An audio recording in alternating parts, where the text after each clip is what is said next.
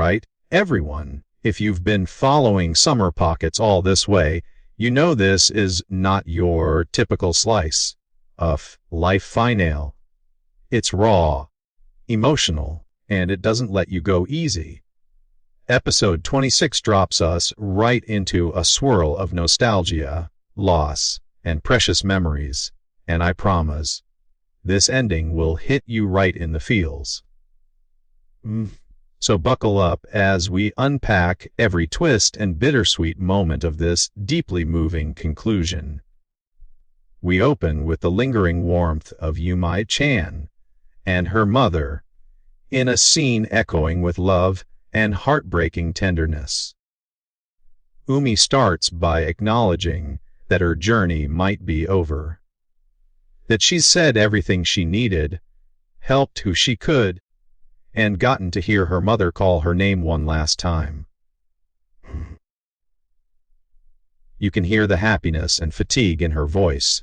She feels complete, but an etching sadness is woven into every word. As Umi begins to fade out, she rests her head in her mom's lap, longing for the happiness she always sought. Her mother responds with nothing but unconditional love, affirming that her deepest wish was for Umi to find happiness, because that's what mothers do. As they share this private space, the lines between daughter and mother blur. They both admit how desperately they want to stay together. The next few minutes are almost painfully honest. Umi and her mother break down, unable to hold back their emotions anymore. Umi doesn't want her mother to leave. She lists all the things she still wants to do: cooking, shopping, taking pictures together, making memories, reminiscing, spending every season together. She says, "I don't want a summer without you." That line alone sums up the core theme of the episode, the pain of realizing how fleeting time is and how desperately we try to hold on to the people we love. But Umi's mother is gently realistic. She reminds Umi that she's acting more like a child than her, showing vulnerability and fear, but also love that's almost too huge for words. Both mother and daughter let themselves cry, wishing they could stretch out these moments forever. They repeat phrases like, "I want to be with you more," and "I want to keep being your mom," their voices trembling as they realize the impending loss. "I love you" is a gut punch delivered through too tearful repetition of mom, mom, mom, you. Then, Umi asks her mother for one last thing, to sing to her like she remembers from her earliest days. This is where the story folds in subtle magic, blurring the boundaries between memory and existence. Umi recalls being loved, surrounded by warmth and happiness, hearing her mother's voice even before her conscious memories. She longs to return to that place, to fall asleep in her mother's arms, knowing that when she does, she'll vanish, not just from summer, but from the world itself. It's a surreal moment. Umi recognizes that she's about to lose everything, not just her mom, but her very existence. The episode dips deep into the idea of loss, of being erased. Umi reflects that soon it will be as if she was never born, never had those experiences, never loved or been loved. Yet, this is what makes the writing so poignant. She's grateful. She's satisfied that she got what she wanted: summers with her mom, fun and happiness, and a final moment of togetherness. Her goodbye is gentle and accepting. Umi's mother, shattered but trying to be brave, holds onto the memories as hard as she can. She talks about how Yumi gave her a lifetime full of summer breaks and beautiful moments, how she became a mother because of Umi, and that she never wants to forget any of it. It's pure poetry, the way both characters cling to fragments of memories, knowing that even if the actual days are lost, the feeling endures. This is where the butterfly story comes in, a metaphor told in a dreamy voiceover.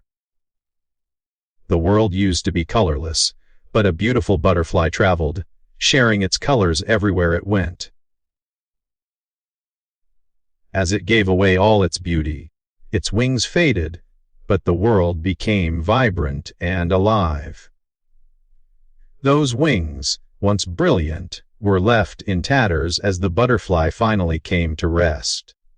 The sadness of its passing became the rain, but, in an added twist, once the rain cleared, the butterfly became a rainbow, a bridge of thanks spanning the world. If you've been paying attention through the season, you'll see clear parallels. Yumi is the butterfly, giving her color, her love, and her existence to make the world brighter, even if she herself fades away.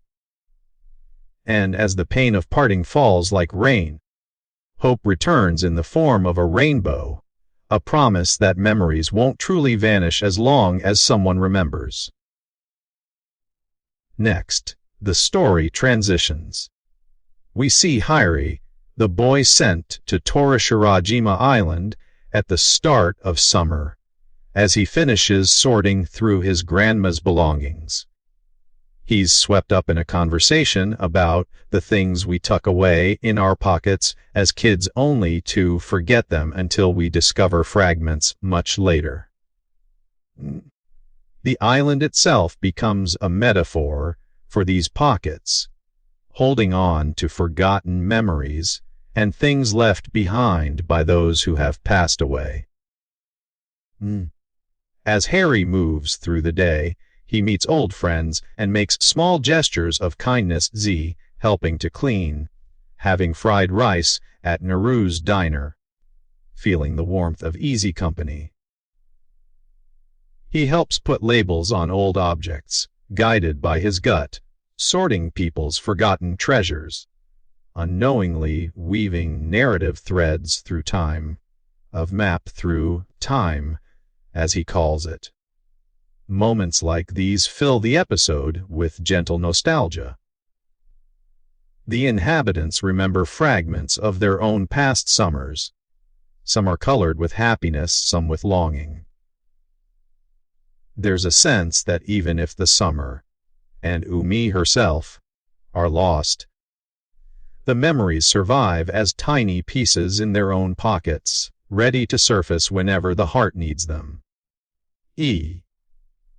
The relationships built over the season come full circle as Hairi helps and is thanked by the island community. He shares a conversation with old friends headed off for training, declining to join because summer break is ending, but promising to make next year even better. It's a small, but rich reminder of hope and continuity, of how every ending is also a new beginning.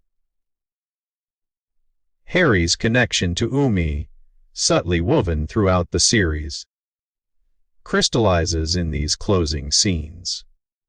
He feels as if he's finally helped someone after so long, and his sense of déjà vu lingers, a strange sensation tugging at his heart. There's an unspoken bond, not just to Umi, but to the rain and the colors, the pockets of memory everyone carries. And as Harry leaves the island, he knows he brought something of Yumi with him, even if just a fragment. We end with a natural, gentle close G, the characters looking ahead to new summers, new friends, and new fragments to tuck away.